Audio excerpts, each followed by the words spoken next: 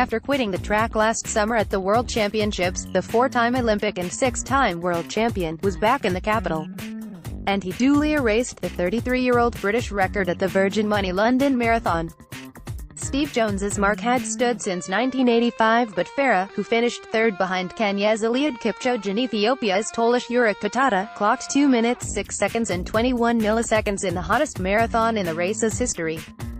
Jones had said he feared Farah would obliterate his record, and with temperatures nudging 23 degrees, the 35-year-old went 52 seconds quicker.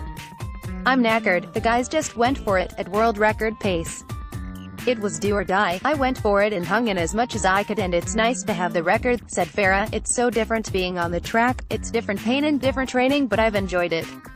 To get heavy legs, mentally you need to be strong and pace yourself. I gave 110% like I always do. I've got a lot to learn about the marathon, but as long as I can, I'll keep doing it. I can't be unhappy with third. Looking at the quality of that field, you would never have put me there before the race. I think it's mission accomplished. I wasn't thinking about time, I just wanted to fight and compete with these guys."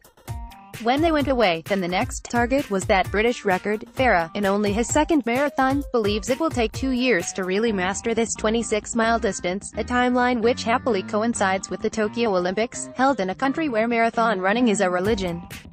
Next up will be one of the World Marathon Majors races in the autumn, followed by a return to London next year and maybe even a crack at the distance at next year's World Championships in Doha. He admits Kipchoge, the Olympic champion in Rio, is setting the standard, but his post-race demeanor was very different from his last London Marathon 4 years ago, when he finished 8th. Indeed, Farah's winning time would have won 25 of the 38 editions of this race, stretching back to 1981. "Eliud is a great athlete and he made it look easy out there.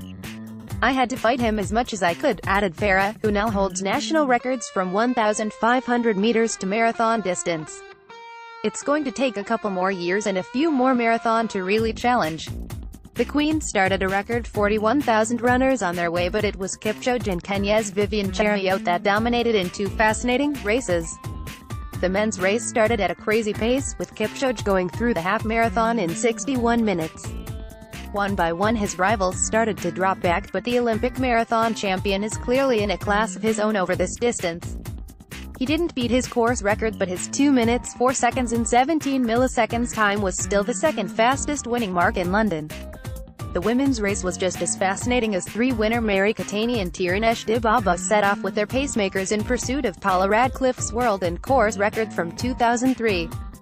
Dibaba dropped out at the 19th mile and Keitany quickly faded too, allowing a patient Cheruiyot to come through and add marathon title to her Olympic 5,000 meters gold in a time of 2 minutes 18 seconds and 31 milliseconds.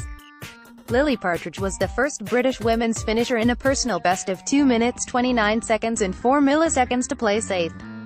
Top 10, a personal best and a qualifying time for the European Championships. "I can't have any complaints, though I would have liked to have gone faster," said Partridge. "Everything now is going to be focused on the European Championships in Berlin, and I believe I've got the chance to medal." Sportsbeat 2018.